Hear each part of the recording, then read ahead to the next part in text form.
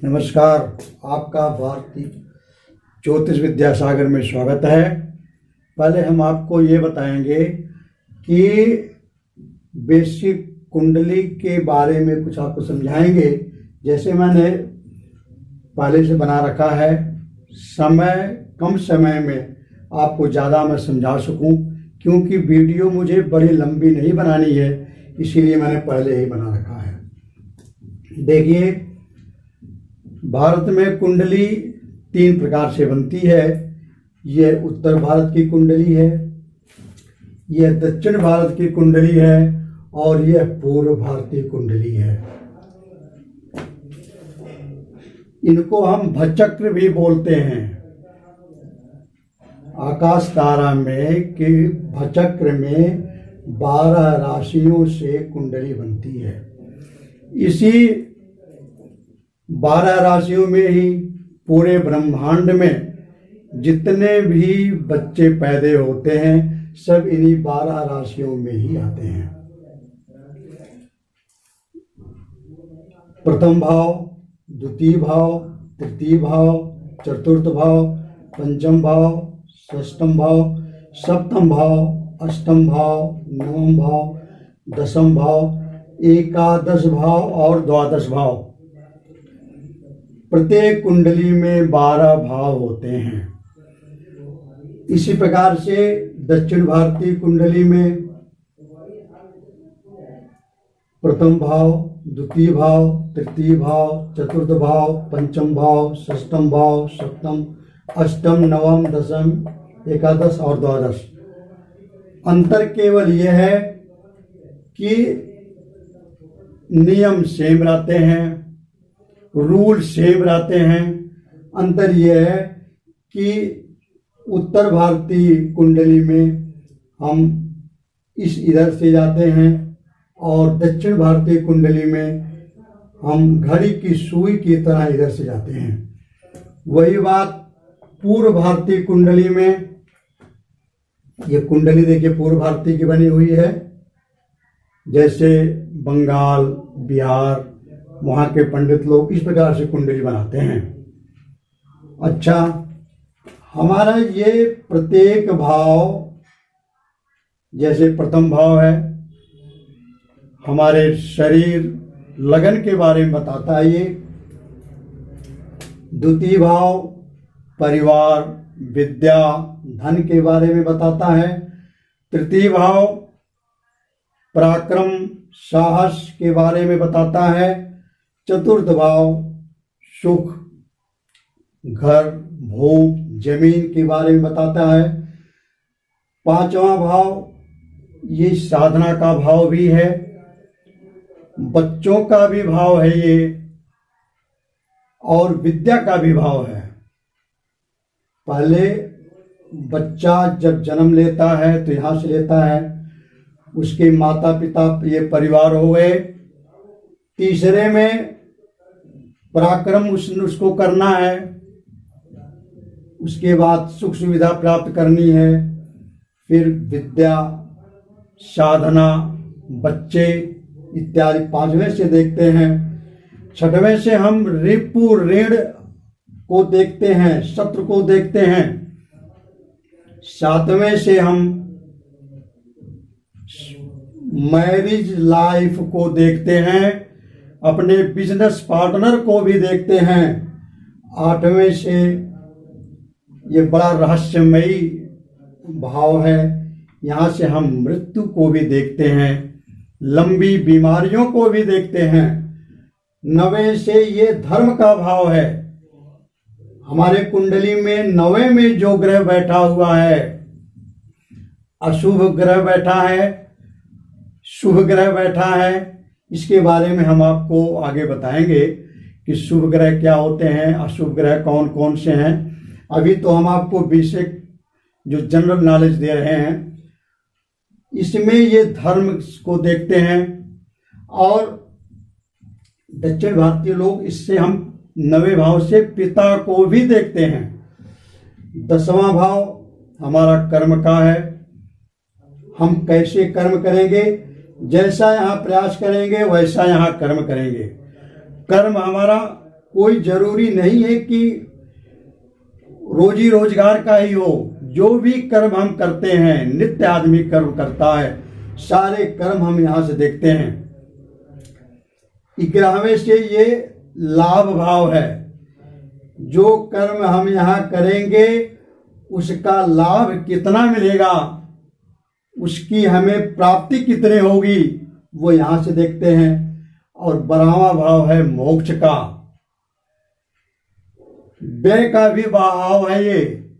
जो हमने प्राप्त किया, हमारा व्यय कैसा होगा, किस प्रकार से होगा, धर्म कर्म में जाएगा कि बुरे कामों में जाएगा, अच्छे कामों में जाएगा, ये हमें 12वां भाव बताता है। अच्छा, अब ये राशियां, ये तो हो गया भाव का। ये राशियां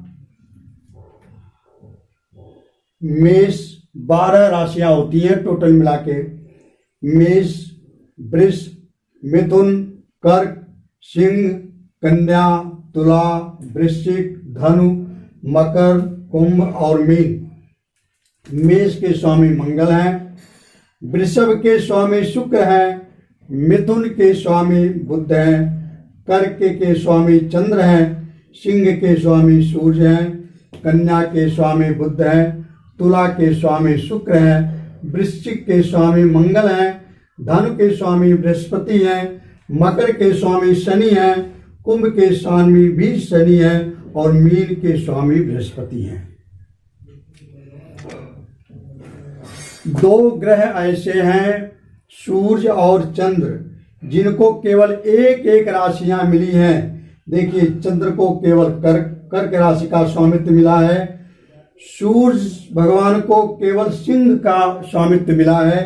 बाकी जितने भी 9 ग्रह हैं उनको 2-2 राशियां मिली हुई हैं। जैसे मंगल जी हैं, मंगल को मेष और वृश्चिक राशि मिली है। शुक्र जी हैं, शुक्र को वृषभ और तुला राशि मिली है। बुध जी हैं, इनको मिथुन और सिंह मिला है। और शनि देव जी हैं, शनि देव जी के 2 राशियां मिली हैं, मकर और कुंभ। शनि के नाम से ही लोग डर जाते हैं, लेकिन ऐसा नहीं है। मैं आपको अगले वीडियो में बताऊंगा। 6 राशियां ऐसी होती हैं कि जिनके लिए शनि बहुत ही शुभ होते हैं, योग कारक होते हैं, वो राजयोग बनाते हैं। वो 6 राशियां कौन कौन सी हैं, हम आगे वीडियो बनाएंगे तो उसमें मैं आपको बताऊंगा कि राजयोग शनि के द्वारा बनता है और शनि उसको माला माल कर देते हैं। वो 6 राशियां कौन कौन सी हैं, अभी वीडियो बहुत बड़ी हो जाएगी, इसलिए मैंने इतना ही किया है। तो ये काल पुरुष की कुंडली मैंने बना दिया। काल पुरुष की कुंडली में यहां मैंने मेष राशि को बैठा दिया, वृश्चिक राशि को, वृषभ राशि को, मिथुन राशि को, कर्क को, सिंह को, कन्या को, तुला को, वृश्चिक को, धनु को, मकर को, कुंभ को और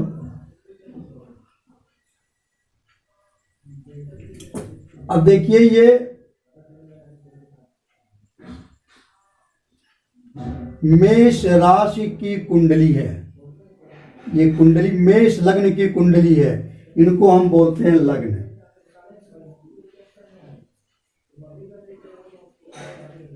इस भाव को हम बोलेंगे लग्न। उत्तर भारतीय कुंडली में लग्न स्थिर होते हैं, भाव स्थिर होते हैं, लेकिन राशियां वो चर होती हैं। और दक्षिण भारतीय कुंडली में राशियां स्थिर होती हैं और भाव चर होते हैं, भाव चलते रहते हैं। जो लगन मिलती है वहीं हम इसको कर देते हैं इस प्रकार से। इस प्रकार इसका मतलब यह है कि ये लगन हो गई, या यहां नहीं करके कहीं भी लगन आ सकती है, यहां भी आ सकती है, ये लगन हो गई। ये दक्षिणी भारतीय में उत्तर भारतीय कुंडली में अंतर है। हम लोगों को तो सारी कुंडलियां बनाना, उनका प्रोग्रेस करना, विवेचना करना, सब बताया गया। हम लोगों को तो बड़ी मेहनत करनी पड़ी, बहुत परिश्रम करना पड़ा। लेकिन आप लोग जिनके पास समय नहीं है, पैसे का अभाव है, ज्योतिष सीखना चाहते हैं, उनके लिए मैंने ये ज्योतिषी विद्या सागर के नाम से एक चैनल तैयार किया है। और यहाँ हम स्टेप बाय स्टेप बेसिक सारी जानकारी देते जाएंगे। ज्योतिष एक महासागर है, इसकी कोई तुलना नहीं है। इसमें आप कूद जाओ तो इसमें निकलने का कोई वो नहीं, इतना बड़ा सागर है। तो जैसे ये जो कुंडली मैंने बनाया है, ये मेष लग्न की कुंडली है। मेष लगन। अब मेष लगन की कुंडली देखिए, इसमें थोड़ी जानकारी मैं आपको और दे दूं कि इन भावों में 1, 4, 7, 10 ये केंद्र के भाव होते हैं। 1, 4, 7, 10 ये केंद्र के भाव होते हैं। यहां बैठे शुभ ग्रह किसी भी मजबूत कुंडली में, जिसका कुंडली बहुत बढ़िया होगा, वहां आप देख लीजिए कि इस कुंडली में शुभ ग्रह बैठते हैं। शुभ ग्रह का 1, 4, 7, 10 में बैठना बहुत ही शुभ होता है। इनको हम विष्णु स्थान भी बोलते हैं। 1, 4, 7, 10 केंद्र स्थान, विष्णु स्थान, रक्षक स्थान भी बोलते हैं। दूसरा शुभ स्थान क्या है? 1, 5, 9 ये लक्ष्मी स्थान है। त्रिकोण स्थान है ये, इनको त्रिकोण बोलते हैं और लक्ष्मी स्थान भी बोलते हैं। कौन कौन है? 1, 5, 9। कुंडली का सबसे विशेष महत्वपूर्ण चीज यह है कि केंद्र और त्रिकोण में बैठे ग्रह अपने महादशा, अंतरदशा, प्रतंतरदशा जब उनकी आएगी तो बहुत ही शुभ फल देते हैं वो। ये बात एक बार मैं फिर से आपको समझा देता हूं।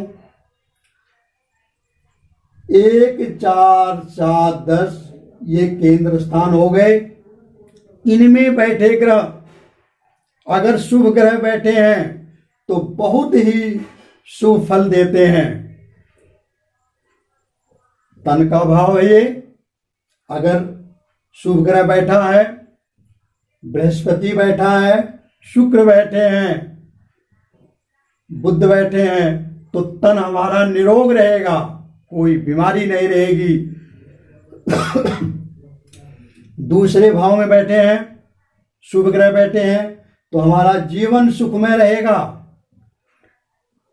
ये सुख भाव है। यहीं से हम गाड़ी, बंगला, घर, मकान, सुख सुविधा हमारी यहीं से देखते हैं। ये आदमी सुखी रहेगा कि दुखी रहेगा, हम चौथे भाव से देखते हैं। यहाँ शुभ ग्रह का होना जरूरी है। 7वां भाव है, मैरिज का भाव है, आपके पत्नी का भाव है। स्त्री की कुंडली है तो आपके पति का घर है ये। यहां बैठे शुभ ग्रह ये हमें बता देंगे कि दाम्पत्य जीवन सुखमय रहेगा या दुखमय रहेगा।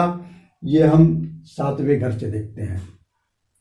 सूर्य का बैठना, मंगल का बैठना, राहु केतु का बैठना यहां शुभ नहीं होता। यहाँ जितने भी शुभ ग्रह बैठेंगे उतनी ही दाम्पत्य जीवन मजबूत होती है। यह घर हमारा कर्म का है, हमारे बिजनेस का है, कैरियर का है, नौकरी का है। यहाँ अगर शुभ ग्रह बैठते हैं तो हमारा कैरियर अच्छा रहेगा, हमारा बिजनेस अच्छा रहेगा, कार्य करने की शक्ति अच्छी रहेगी। अच्छा, ये तो हो गया।